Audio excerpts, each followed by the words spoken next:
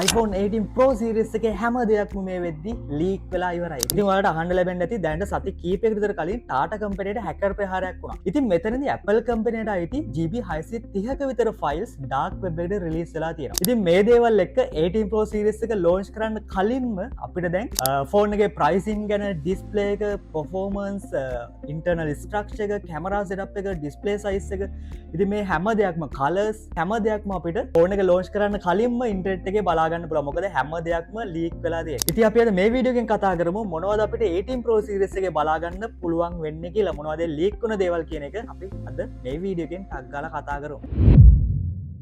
හරි, මුලින්ම අපි 18 Pro series එකේ colors ගැන කතා කරලෙමු. මෙතනදී අපිට කලින් වගේම colors කීපයක්ම බලා ගන්න පුළුවන්.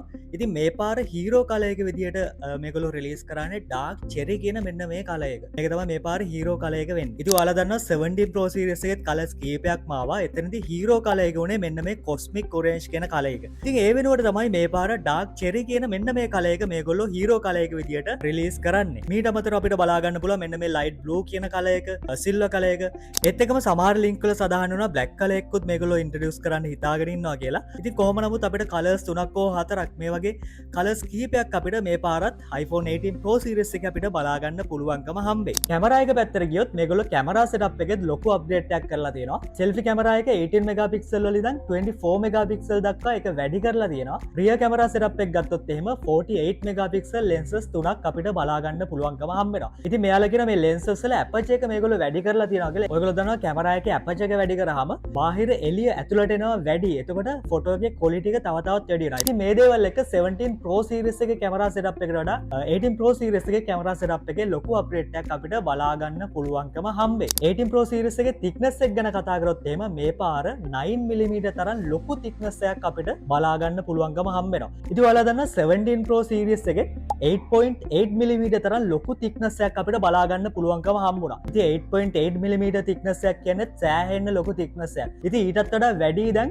18 Pro series එකේ thickness එක. ඉතින් මේකට ප්‍රධානම හේතුව තමයි මේගොල්ලෝ මේ කැමරා setup එකේ ලොකු වෙනස්කමක් කරලා තියෙනවා. ඒත් එක්කම battery capacity එක මේගොල්ලෝ මේ පාර ගොඩක් වැඩි කරලා තියෙනවා. ඉතින් අපිට මේ පාර 18 Pro Max එකේ eSIM version එකට mAh 5425ක තරම් ලොකු battery capacity එකක් ලබා දෙන්න මේගොල්ලෝ කටයුතු කරලා තියෙනවා. iPhone 18 Pro Max එකේ standard version එකට අපිට mAh 5235ක battery capacity එකකුත් 18 Pro එකේ eSIM version එකට mAh 4288කුත් ඒ වගේම iPhone 18 Pro එකේ standard version එකට mAh 4056ක් වගේ ලොකු battery capacity එකකුත් වශයෙන් අපිට මෙන්න මේ හැම මොඩල් එකටම ලොකු battery capacity එකක් අපිට මේ පාර බලා ගන්න පුළුවන්කම හම්බ වෙනවා. ඉතින් මේ ලබා දීලා තියෙන battery capacity එක බැලුවාම මට හිතෙනවා සෑහෙන හොඳ battery life එකක් අපිට මේ පාර හොඳට experience කරන්න පුළුවන්කම හම්බෙයි කියලා. ෆෝන් එකේ display එක ගැන කතා කරොත් එහෙම මේ පාර Samsung ලගේ latest OLED Plus කියන display එක තමයි 18 Pro series එකට මේගොල්ලෝ use කරලා තියෙන්නේ. ඒ කියන්නේ power efficiency එක පැත්තෙන් ගත්තොත් එහෙම මේක සෑහෙන්න හොඳ device එකක්.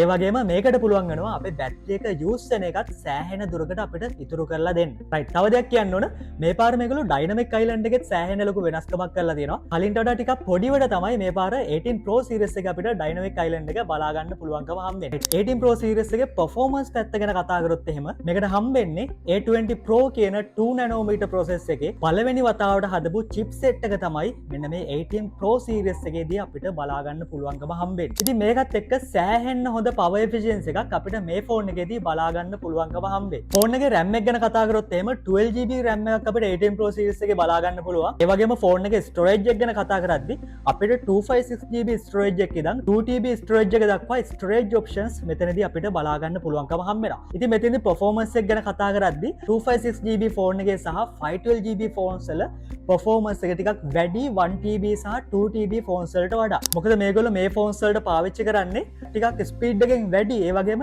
expensive storage technology එකක්. ඒකත් එක්ක 256GB සහ 512GB ෆෝන්ස් වල performance එක අනිත් ෆෝන්ස් වලට වඩා අනිත් storage capacities වලට වඩා ටිකක් performance එකෙන් වැඩි. ඒ වගේම 1TB සහ 2TB storage තියෙන ෆෝන්ස් වලට මේගොල්ලෝ පාවිච්චි කරන්නේ ටිකක් expensive අඩු reliability එක චුට්ටක් විතර අඩු ටෙක්නෝලොජි එකක් තමයි මේගොල්ලෝ පාවිච්චි කරන්නේ. ඒක නිසා ඒ ෆෝන්ස් වල storage capacity එක වැඩි නමුත් performance පෆෝමන්ස් එක ගත්තහම 512GB සහ 256GB ෆෝන්ස් වලට වඩා පෆෝමන්ස් එක චුට්ටක් විතර අඩුයි. ඉතින් ඊළඟට අපිට වැදගත්ම දේ ප්‍රයිස් එකනේ. ලින්ක්ස් වල සහ මේ රූමර්ස් වල කියන විදිහට 18 Pro ෆෝන් එක $1200ත් 1300ත් අතර වෙනවා කියලා තමයි මේ රූමර්ස් වල සහ ලින්ක්ස් වල සඳහන් වෙන්නේ. ඒ වගේම iPhone 18 Pro Max එක $1400ත් 1500ත් අතර වෙයි කියලා තමයි ගොඩක් ලින්ක්ස් වල සඳහන් වෙන්නේ. ඉතින් මේගොල්ලෝ මේ ප්‍රයිස් කරලා තියෙන විදිය බලද්දී ඔයාලට තේරෙනවා ඇති 17 Pro series එකට වඩා 18 Pro series එකේ ප්‍රයිස් එක සෑහෙන්න දුරට වැඩි. ගොඩක් ලොකු ප්‍රයිස් එකක් තමයි මේගොල්ලෝ මේ 18 Pro series එකට නියම කරලා තියෙන්නේ. මීට අමතරව මේ අවුරුද්දේ සැප්තැම්බර් මාසේ දෙවෙනි සතිය වගේ, ඒ කියන්නේ 8 වෙනිදා හෝ 9 වෙනිදා වගේ අපිට මේගොල්ලෝගේ launching event එක අපිට බලා ගන්න පුළුවන්කම හම්බෙයි. ඒ කියන්නේ 18 Pro series එකේ official launching event එක සැප්තැම්බර් මාසේ දෙවෙනි සතිය වගේ අපිට බලා ගන්න පුළුවන්කම හම්බෙයි කියලා තමයි මට හිතෙන්නේ. ඉතින් ඔන්න ඔය දේවල් තමයි 18 Pro series එක ගැන දැනට ඉන්ටර්නෙට් එකට ලීක් වෙලා තියෙන්නේ. ඉතින් ඔයා මොනවද 18 Pro series එක ගැන හිතන්නේ? ඔයාගේ අදහස කමෙන්ට් සෙක්ෂන් එක දාන්න. ඒ කියන්නේ ප්‍රයිසින් ගැන, පර්ෆෝමන්ස් ගැන, මේගොල්ලෝ දීලා තියෙන ෆීචර්ස් ගැන ඔයාගේ අදහසත් කමෙන්ට් සෙක්ෂන් එකේ දාන්න. ඒ වගේම මේ 18 Pro series එක ගැන මම කියපු කරුණු වලට අමතරව ඔයා මොනවා හරි දන්නවා නම් ඒ දේවලුත් කමෙන්ට් සෙක්ෂන් එකේ දාන්න. ඒතකොට මේ ගැන ඔයාගේ අදහසත් අනිත් හැමෝටම දැනගන්න පුළුවන්. එහෙනම් මේ වගේ තවත් අලුත් වීඩියෝ එකකින් අපි හම්බෙමු. ඔයගොල්ලෝ හැමෝටම සුබ දවසක්.